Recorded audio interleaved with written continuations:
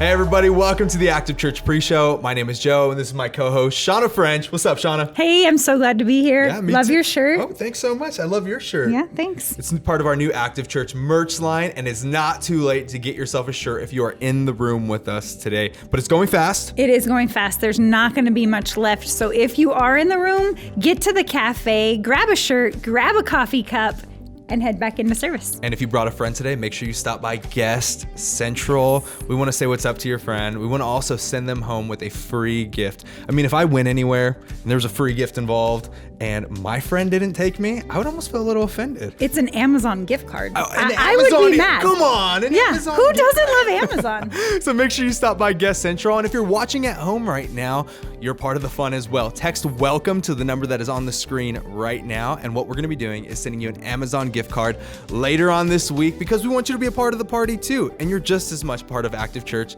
as we are in the room today. Glad you're here. Glad you're watching. Maybe somebody hit the share button and you jumped on for the first time today. Or maybe you just know somebody who's a part of the Active Church community and you want to check it out. I want you to know, however long you watch at home, however long you're staying quarantined, whatever you're doing, that is totally fine. Whenever you're ready to come in the building, we would love to meet you. One of the most fun parts of a Sunday morning is getting to meet the people who have been watching at home for a while. It is fun. Have you met? Feel like you know everyone? Yeah. Then you finally get to see them. Totally. Yeah. I had a couple this past Sunday. They're like, I feel like we know you. And I'm like, I feel like I know your name because I've seen it pop up on Facebook for so long. Yeah, it's fun. So it's really cool. So if you ever come, make sure you say hi to us. Yeah, for sure. Stop by Guest Central. Our team is incredible. And if Joe is not in the lobby, we'll find him. We'll find Mike. Meet the whole team. Yeah, we'd love to get connected with you. We have a lot of exciting things happening here at Active Church, but we're continuing our series, Love, Dates, and Heartbreaks. And it's been all about relationships, all about being in a relationship, thinking about being in a relationship, and becoming the right person rather than just looking for the right person. Yeah. This series has been so fantastic. What have you loved about the series so far? It has been great. And not only as a husband and wife, we've really enjoyed it, but our oldest daughter's been in the room. Oh, wow. And so she's a high schooler, right? She's going into high school. Wow. Yeah, 14. And so she's not really thinking about relationships, but it also applies to friendships. Oh, I mean, wow. any kind of relationship, right? Yeah. It's not just a husband and wife or a boyfriend and girlfriend. Yeah, because relationships are hard. Relationships are hard. Two totally different people. And we want to get them right. Yeah, totally. And Active's here to help. Yeah, and this series has really been helpful. I've had more conversations in the past couple weeks than I've had than a few of our other series, like people just asking questions, looking for follow-up, even considering what a podcast would look like in the future. Pastor Mike has just brought some incredible wisdom from the Bible, and I really hope it's been helpful for you. And if you haven't checked out the series, it is not too late. We have things archived on Facebook. We have the past messages all over our YouTube. We even have a podcast if you want to drive and listen. Yeah. However it works for you, we want you to check out some of the things that are happening, and especially this series. What is something that you would say right now, Shauna? Because I remember when I was single. I don't know if you remember when I was single when I first came to Active. I remember when that was single. A fun season. And we love Diana. Yeah, you and Jeremiah, your husband Jeremiah, were so helpful in helping me become the right person, rather than look for the right person. What's something that you would tell singles as they are thinking about being in a relationship? For one, communication. And being open and honest, and that's really important for us. But also, not to be something that you're not. Not to be, like you're saying, like be the person that's worth looking for and staying for. I love that Mike said that. Yeah. That line's so powerful. It like hits you in the throat. It does. Oh wow. It's a gut punch because you always want to deflect to the other person. You want them to be the problem. Yeah. Instead of acknowledging like, oh, maybe I need to change that. So that's so good. And so if you're single and you're thinking about relationships right now, or even like figuring out if you can get relationships right, this series has been perfect for you. It's been perfect for so many people. It's not one of those, we're just talking about married people. No, we're talking about all people, love, dates, and heartbreaks. Pastor Mike is going to be bringing that message in just a few minutes. But before that, we have some church news for you. Yay. Some exciting things coming up. You want to tell them about what's coming up? I do. So Kids Blitz. I'm super excited for Kids Blitz. We have friends coming in from San Diego. No way. My niece is flying in from Texas. We want to share this with everyone because we love Kids Blitz. It's been so fun. And last year was great, but our kids didn't get to be together. So I am so excited for all of our kids to be on campus, and it's free. Absolutely free. 100%. Free. No charge. Free. Absolutely. We got it. We got the snacks. We got the games. We got the fun. We got the moments that they're going to remember forever. You just got to get them here. Register now. Kids Blitz is a 3-day high energy event that's designed for kinder to 5th grade to have a blast, learn about God, learn about themselves, and learn about friendship. The theme this year is the best among us. And they're going to be talking about how do we be like Jesus? How do we love like Jesus? How do we lead like Jesus? And how do we lead our friends well and love our friends well? I can't wait for what Kids Blitz is going to bring. I heard there's going to be a lot of skits, a lot of games. Even your little ones were in skits before in games, right? Oh yeah. My middle daughter, who does not get to attend this year, so she gets to volunteer. Oh, she's a junior leader now. She's a junior leader. Wow. My kids are growing up. That's crazy. Yeah, she's excited to help. Oh, that's awesome. So, it's been incredible in the past, but I cannot wait to see what it's like this year, bringing all of our kiddos back together on campus. If you're interested in signing up, the link is in the description. You can click that. It's absolutely free, like I said.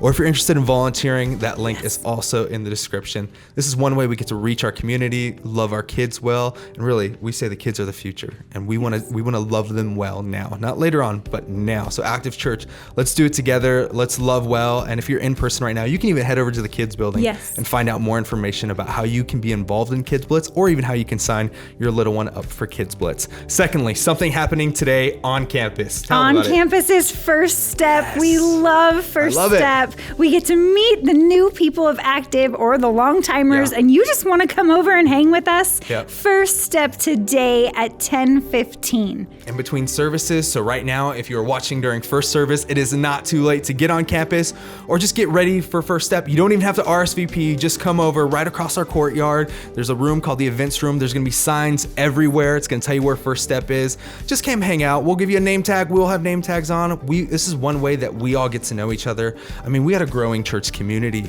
and one way that we keep it feeling intimate is that we have First Step, where you get to know Pastor Mike, you get to know some of the team members, you get to hear our stories and where we're going as a church community, and it all happens in 15 to 20 minutes. It's a great way to get started, or maybe you're just on this new faith journey and you want to figure out where to go next. This is a perfect place to launch off. So come hang out with us at First Step after first service, before second service.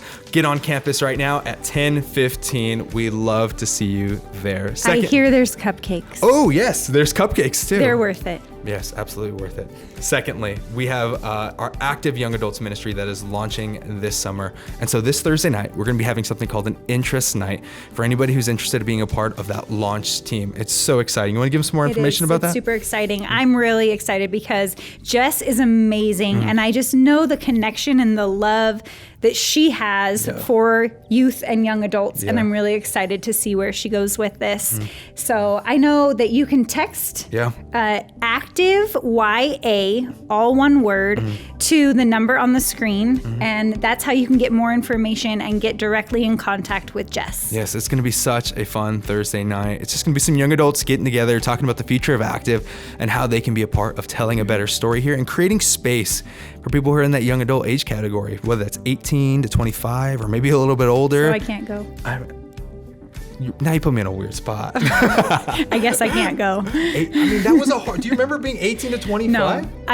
That's what I'm saying. I'm so excited for this group because I know it gives that. There's like a gap. Yeah. You know, we've got a lot going on for our kids, and then our older generation has other things to do. And so they just kind of were left in limbo. But this creates like a roadmap for them to get plugged in and stay plugged in. It's such a important time in life. So I'm excited. I remember every decision I made felt like it was final, and it felt like I didn't have room to mess up. And so it was scary being like 18, 19, 20 years old, figure out school, career path, decisions for the rest of my life, who was I becoming? And then we got all these things going on in our minds and we're just trying to figure out life. You don't have to do it alone. We're here to help.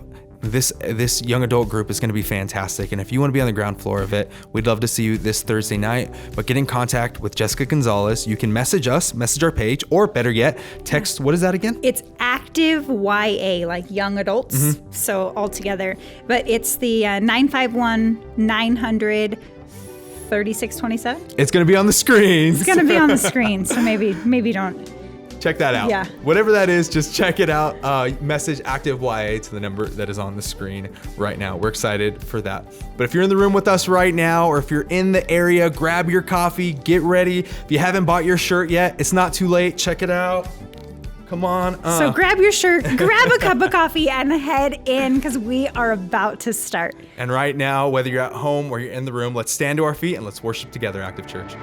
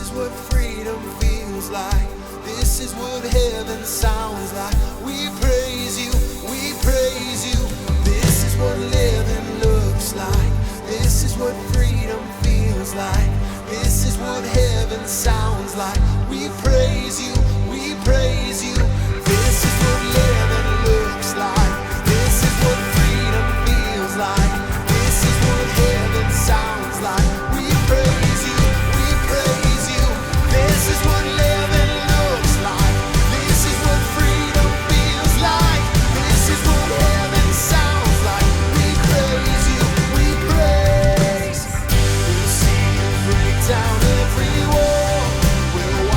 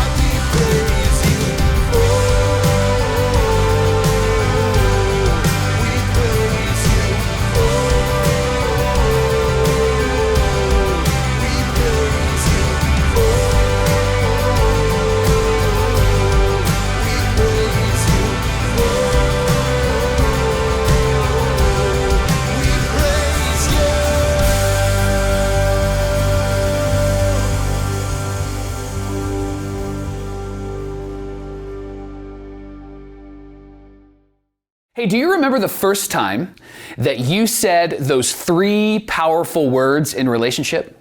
You know the 3 powerful words I'm talking about? I want food. No, I'm just kidding. The 3 powerful words are I love you. Do you remember the first time you said that in a relationship? You said that to the person that you love, or maybe they said that to you. Emotions were high, feelings were stirred, your heart was beating, and you said to them, I love you. Or they said to you, I love you. Do you remember the first time you heard those words or said those words? Did you ever consider what those words actually mean? Maybe you did, and that's why you said, I love you, because you wanted them to know how you felt, and you understood the meaning. Have you ever considered what those words actually cause you to do? Like, what does your life look like if you are in love? My grandpa would always say to me, Michael, if you want to know what somebody means by what they say, watch what they do. In other words, if you want to know if somebody takes their words serious, look at their life, look at their behavior, look at their actions. And so today, I want to talk about love. I want to talk about what it is. I want to talk about what it causes us to do. I want to talk about how we live in love in our romantic relationships. And if you're joining us for the first time, my name is Mike. I serve as the lead pastor here at Active, and we're in the middle of a series called Love, Dates, and Heartbreaks. And we're talking about how to become the person worth looking for and become the person worth staying for if you're in a relationship. And so this is for single people, this is for people who are dating, this is for people who are coupling, those that are engaged, those that are married for a short time, maybe a long time, those that want to get married again, maybe the first marriage didn't work out. Wherever you find yourself, we know that relationships are complicated. And we believe this conversation can be really helpful to you. So today I want to talk about love. I want to talk about what it is and what it does. And I want to start not with our definition of love, but I actually want to start with the definition that Jesus gives us. See, he is God in the flesh, and God is love. He created it, he defined it, and through the person and work of Jesus, we understand it. And then Jesus said something to his first disciples and to you and to me as followers of Jesus that should lead our life and motivate our life and drive us forward. And in fact, he says something that should influence our romantic relationships. John, who spent 3 years with Jesus, wrote it down. And he said that when we were sitting together, Jesus shared these words in John 15, verse 12. Jesus said, my command is this, that you should love each other as I have loved you. So he invites us to love one another, which is something that we all want, right? But he says, here's how you should do it. You should love each other as I, Jesus, have loved you. I laid my life down for you, and then I picked my life back up. I resurrected from the grave. I brought forgiveness and freedom. I want you to love like I have loved you. What I love about what Jesus says here is that he defines it for us, and then what he does is he helps us to see it and know when we're experiencing it. He gives his first followers and you and I a full picture of what love looks like. He opens our eyes to it. And then Paul comes along later. He's a follower of Jesus. He wrote most of the New Testament. And Paul actually takes this command and drops it into our romantic relationships. And then he begins to help us understand what love looks like as defined by Jesus in our relationships, in everyday life, in the real world. And so what I want to do in our next few minutes is I want to take you to what Paul says love is and love does, so that we can have our eyes opened to love. So that when we say, I love you, to the person we're in a relationship with, we'll know what we're saying and we'll know what it causes us to do, what it invites us to become. All right? So if you have a Bible with you or if you have the Bible app near you, would you turn to the document, the letter of 1 Corinthians, and we're going to be in chapter 13 and we're going to start in verse 4. Here's what I want to do. I want to read through a few verses, just read it to you, all right? And if you're watching this, the verses will be on the screen. And then I want to walk it back, and then I want to talk it through. And I want to talk it through one behavior at a time so that we can have full understanding of what love is. So that we would know where we're going in relationship when we say, I love you. You got it? All right, 1 Corinthians 13, starting in verse 4. Love is patient. Love is kind. It does not envy. It does not boast. It is not proud. It does not dishonor others. It is not self-seeking. It is not easily angered. It keeps no records of wrongs. Love does not delight in evil, but rejoices with the truth. It always protects, always trusts, always hopes, and always perseveres. Maybe you've heard that before at your wedding or at someone else's wedding, or you've heard that, maybe you saw it on Instagram or Pinterest when people were talking about love. Paul takes this command of Jesus to love as he has loved us, and we love others that way. And he teases it out for us. He drops it into real life relationships. And so let's walk it back and talk it through one behavior, one characteristic, one action at a time. He begins by saying that love is patient. That love is not pushy, but love always gives room. Love chooses to move at the other person's pace. I am a fast walker. Anywhere I go, I have a really quick pace, and my oldest daughter has my pace. So anytime we're out with a family and we're walking somewhere, Abby and I are always 5 or 6 paces ahead of my wife, my son, and my youngest daughter. And there was a moment where my wife was like, "Why do you walk so fast ahead of me?" And I'm like, "I'm sorry, it's just my pace, it's my rhythm." And so lately I've found myself slowing myself down to walk next to my family because I'm trying to be a gentleman, I'm trying to be a good husband, right? And so I found myself slowing my pace, slowing my roll, so to speak, so that I can walk with my family. That is what love does. Love moves at the pace of the other person. It doesn't sacrifice itself and the good of itself, but what it does is it understands that not everybody is moving at your rhythm, and so it works to move at theirs. It works to walk at their pace. It discovers their pace and then walks in rhythm with them. It finds their capacity and fits into their capacity. This is what God, through Jesus Christ, has done for you and for me. He has accommodated to our capacity. See, God could have shown up with thunderbolts and lightning, and it would have been very, very frightening, right? But God didn't.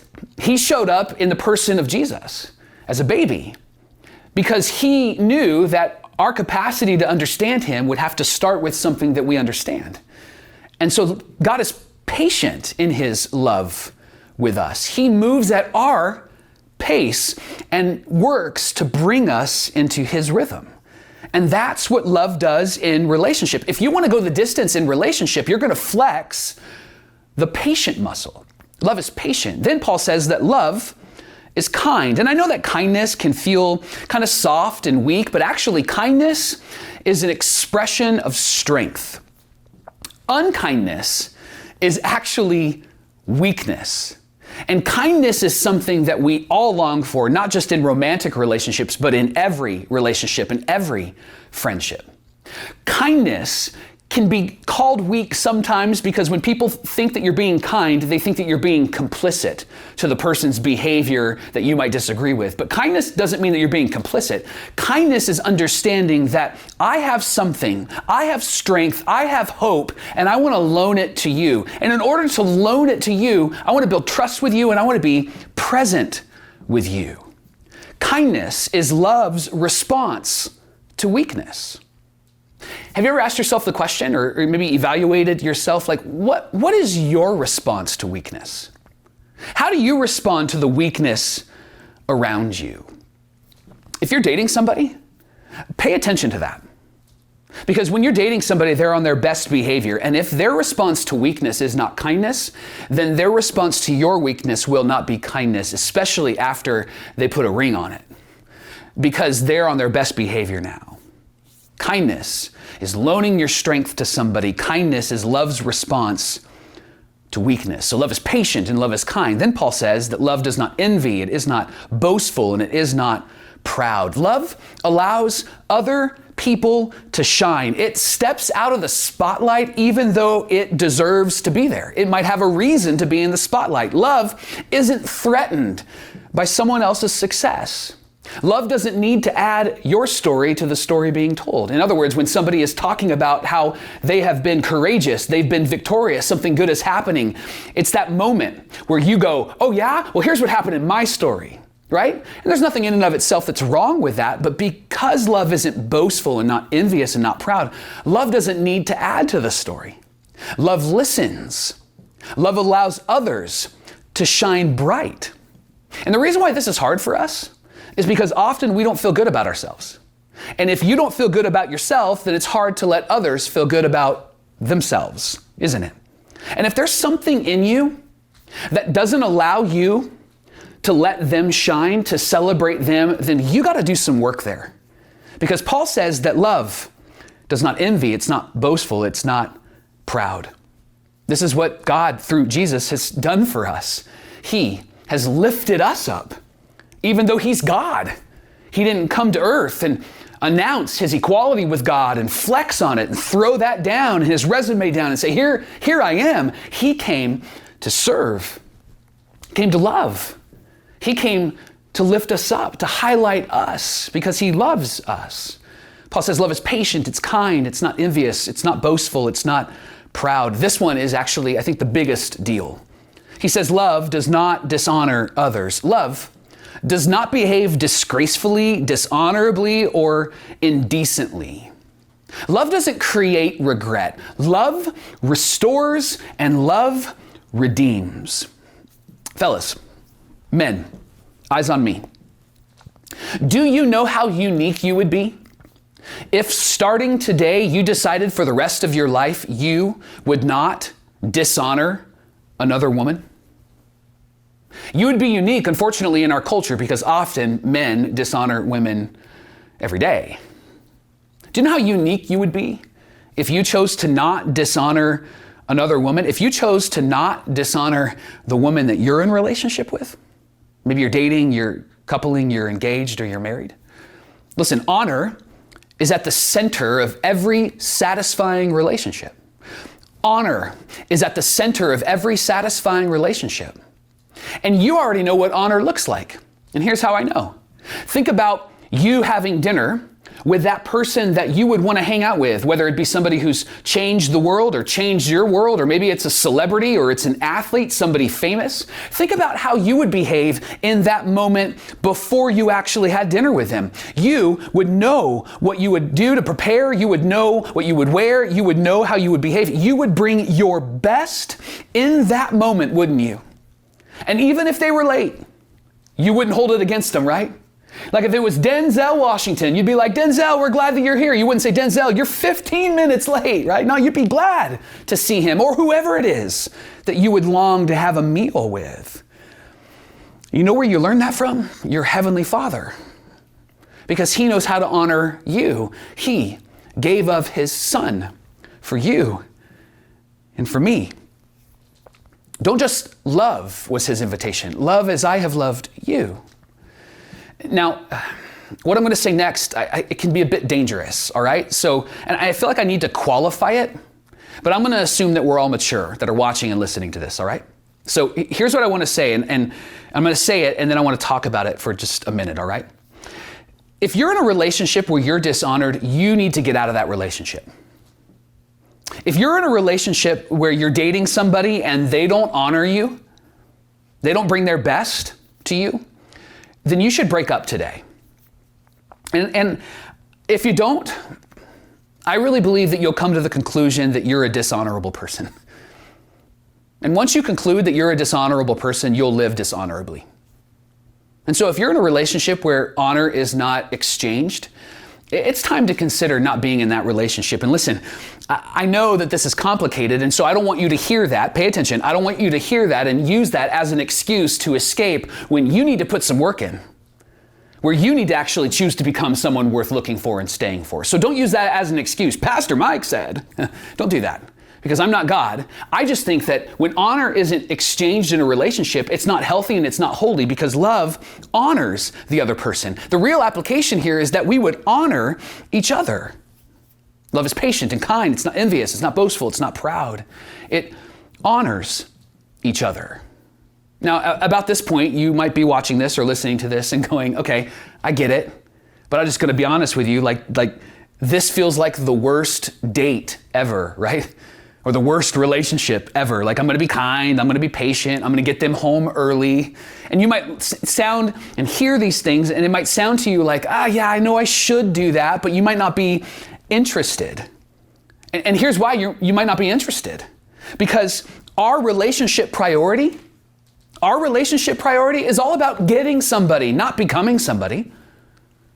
Our relationship priority is all about getting them, not becoming someone worth looking for and staying for. That's why this might actually rub you the wrong way. That's why this might actually be a bit unsettling and uncomfortable. I think instead our relationship priority should be all about serving somebody, not getting somebody. They're not an object or a commodity or a product. And here's the thing.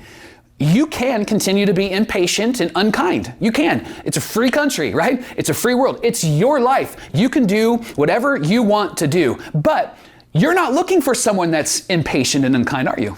You're looking for someone that is patient and is kind. And if you choose to be impatient and unkind, the problem is that they're not going to be looking for you, or they don't want to stay with you. So you might say, I don't know if I really want to do this, but you're going to look for people that are like this. So why not choose to become this too? Or become this first? Be the person worth looking for and staying for. I know it's not natural, but that's why we want to work at it, right? This is what love is. Paul continues and he says that love is not self-seeking. It puts the needs and the interests of others before their own. This actually could solve a lot of our relationship problems, right? Because most of our problems is that we're not getting what we want. And can I just give you a tip for your relationship? Here's what I would encourage you to do. If you ever find yourself in a tension-filled moment, you're in an argument, you need to stop, you need to pause, and here's how you can disarm the one that you're in a relationship with. You can look at them and you can say, you know what the problem is here? The problem is that I'm not getting what I want. That's going to be the most disarming thing that you could say to them, because it will help them to understand that that's why you're fighting. Because you want something and you're not getting it, and they want something and they're not getting it. By the way, the quickest way to see how selfish we really are is to live putting others first. That's the quickest way to find out how selfish we are, is prioritize someone else's interests. And that's why Paul says this is what love does. And he says that love is not easily angered. The word easily means that it's easy to get angry, because we all get angry. The word anger literally means to be stirred up. In high school, we would say that somebody's all fired up. That was a long time ago. But now we talk about people getting stirred up, like their heart beats faster, their emotions run high, their adrenaline is high, and they're mad and they're angry. And love doesn't get easily angered. In fact, love absorbs. Love understands that there's a moment where you need to pause and listen and take it in. Love doesn't react. Love responds. Love puts their story ahead of your story. And isn't it true that when anger is present, it actually has to do with story? The conflict is around story, right? This is my experience. These are my feelings. These are my emotions. This is my trauma, and this is where it's coming from. And when you choose to not be easily angered, but actually absorb it and listen, you're actually holding space for them to be able to find healing, to be able to be holy, to be able to move in the direction of Jesus. And here's the truth. Doesn't everybody's behavior make sense to them? And if you're going to get mad at their behavior, that'll make sense to you because you don't understand their behavior. But what if instead you decided to listen to them and understand where they're coming from? And I also know that there's some of us that believe that, well, if I find the right person, they're not going to make me angry. And here's the thing, you would be right, because nobody makes you angry. All they do is just bring out what's already in you. Nobody can bring out that unless you allow that to happen. Maybe you would think like, well, they just push my buttons. Yeah, they might push your buttons, but the issue there is that it's your buttons, right? This is a you problem, not a them problem. Love is not easily angered. And maybe that's not an issue for you, but it can be an issue in relationship. Love is patient and kind. It's not envious, boastful, proud. It is not self-seeking. It honors the other person. It's not easily angered. And then Paul says it keeps no records of wrong. Love keeps short accounts. Like, love never starts a conversation this way. 6 weeks ago, 7 months ago, 8 years ago, you did this.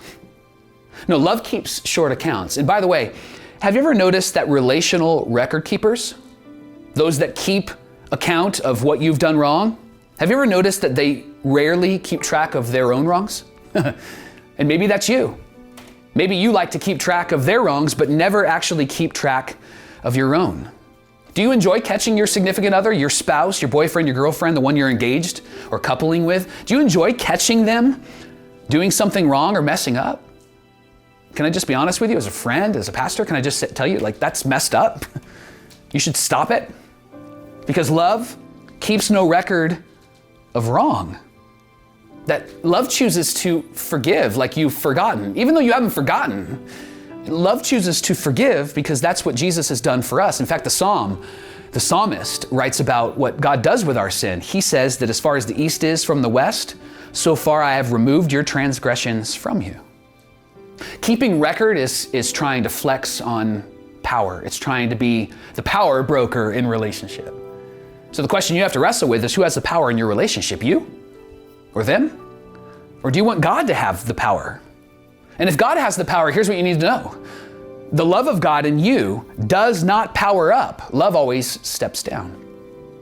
Because it's patient and kind. It's not envious, boastful, or proud. It doesn't keep record of wrong. It doesn't dishonor the other person.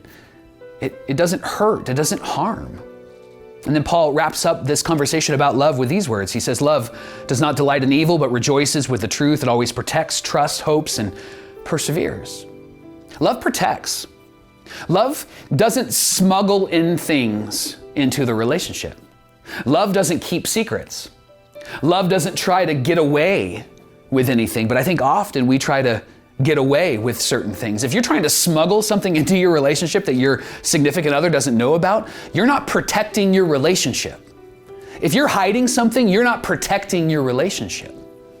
Love chooses to see the best and hope the best and believe the best and chooses to overlook all of the rest. This is what love does. Love enjoys catching people doing good things. I heard a friend say this to me one time that was so helpful for Tiff and I in our marriage. When there's a gap between what is ideal and what is real, you have a choice to either assume the worst or believe the best. And the invitation from this friend of mine was to fill that gap with believing the best. Because that's what love does. It's not naive. It's just choosing to believe the best because you anticipate that the one that you love and you're in a relationship with wouldn't do the thing that maybe you're thinking they would do. And so you're going to talk to them. You're going to ask them because love keeps short accounts, right? When you say the words, I love you, this is where it leads. It's patient and kind. It's not envious, boastful, or proud. It's not self-seeking. It honors the other person. It doesn't keep record of wrong, and it does not delight in evil, but rejoices in truth. It protects, trusts, hopes, and perseveres. When you say the words, I love you, this is where we're going. When you say the words, I love you, this is what relationship looks like. When you say, I love you, this is the hope. When you wonder what this might look like for you, this is what it looks like. When you wonder what it might do to you, this is what it will do to you. And if you think you can't get there, what's so beautiful about the gospel of Jesus is that he said, I will begin a good work in you and will be faithful to complete it. So you don't have to be afraid of the word love. You don't have to be afraid to say, I love you. It's not that you're going to be perfect. It's just that you are going to choose a new direction. This is where we're going. And by the way, Paul understands that this might feel a bit heavy. It might feel a bit unrealistic. And so he summarizes everything that he just said with these next powerful words. And I think that these are the most helpful words we can talk about today. He is dropping in this command to love others as Jesus has loved us in our romantic relationships. He gives us all of these definitions and all of these behaviors and all of these characteristics. And then he concludes this way. Hey, maybe this will help. 1 Corinthians 13:11. When I was a child, I talked like a child and I thought like a child and I reasoned like a child. In other words, what he's saying is no one criticized me because I was a kid. I was young. I was immature. And so when I did something stupid, they were like, well, he's a kid. Well, he's young. Well, he's immature. But then he pauses and then gives us this really powerful statement. He says, but when I became an adult, I put childish ways behind me. Listen, if you want to love like Jesus has loved you in your relationship, then you're going to grow up. This is Paul's gentle way of telling us to grow up. I'm just going to be very ungentle with you. It's time to grow up. It's time to put away those childish ways of relationship. Like, We need to abandon our once upon a time stories about love, because they are once upon a time fairy tale stories. And we need to embrace the grown-up way of relationship, and that way begins and ends with Jesus' command to love as he has loved us. You want to become a person worth looking for and staying for? You want your relationship to be one that you are excited about and is moving in a healthy and holy and godly direction? You're going to choose to love, and you're going to choose to love and express patience and kindness and goodness. You're going to choose to love and not be self-seeking. You're going to choose to love, and you're going to extend forgiveness. You're going to choose to love, and you're going to honor them. You're going to believe the best about them. You're not going to be naive. You're going to be wise. This is where we're going, friends. This is the invitation. It's time to grow up. And so instead of giving you a challenge or homework for this week, here's what I want to do. I want to invite you to pray for your future relationship or for the relationship that you are currently in. I want to invite you, and when I say pray, I want to invite you to lay that relationship, the story of that relationship, the people in that relationship, the narrative of that relationship before the God who writes better stories. And we're going to pray for you and for them and for the future them. And here's what I want you to do. I want you to just pray along with me. And so let's pray together. God, I pray for our relationships. And I pray that you would open our eyes to 4 intentional things. God, may we not be selfish, but think of ourselves less. God, may we not be easily angered, but listen to understand. God, may we live in freedom because we have forgiven them. And God, may we grow and mature and be more like Jesus, because that's the best way to live in life and in our relational life. God, may we love. May we say that we love. And then may our lives display your love in us, through us. In Jesus' name. And together we say, amen and amen and amen.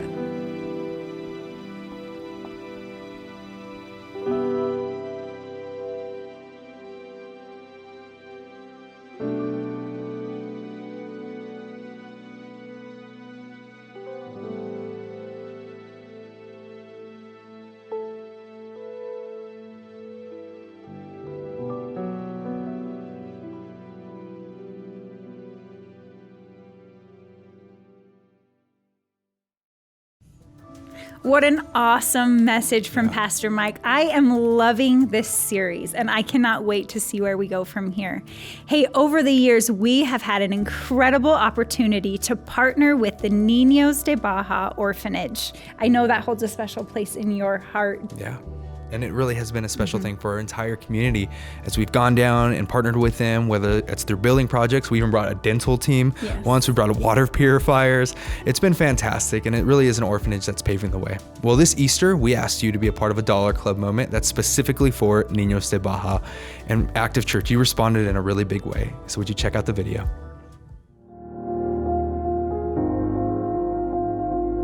Mike, Lynn, thank you so much for taking time out of your day to spend with our community. How have you guys been? It's been a wild year. The last time we saw you guys was a year ago. We were there on the Sunday before Monday when the world closed. And we never thought that you guys would be the last humans we saw for the next year, but we were glad that it was you guys. We're a little orphanage in El Porvenir, Mexico. We're about an hour south of the border, down near Ensenada. They come to us orphaned, abandoned, abused, and then literally within hours, within days of walking through our gate, the smiles are coming back and the healing's beginning. What has COVID been like for the organization and for some of the kids? What's been hard, I think, for the kids, they've been homeschooling since March, only in their own houses. They weren't eating together. With them being in their homes, they have siblings in other houses, and it's been a while since they've been able to see the brothers and sisters. we're through that now.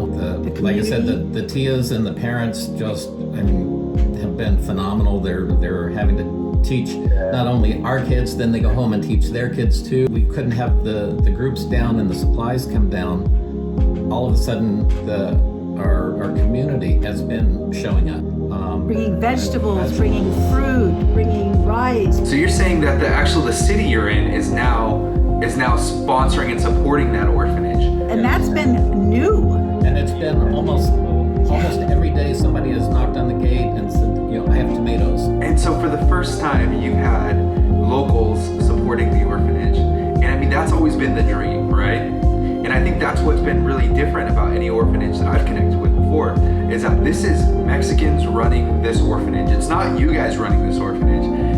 They have Mexican directors who are loving these kids, who are trained to do what they do, and they do it really well. And that's unreal for an orphanage to do alone. And now you have the city coming to support this orphanage. It was like pulling teeth trying to get the community or the government to even help, where needed. And now people are neighbors. People are just coming out of the woodwork, just bringing this stuff for these kids. We have the sponsorship program, and we got our first 2 sponsors on the Mexican side, yes, which we've never had before. So I'm telling you, the blessings have been phenomenal. But I do want to know, as a church community, are there any major needs right now or any prayers for the future that we can join you in?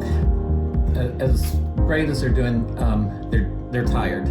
Casa Sonrisa, the girls' house, there's 14 girls there, and they go from 2nd grade to junior in high school. They average... Girls. I emphasize 14 girls. But they average 5 classes each. So that's 70 classes that Francisco and Lydia are having to track daily.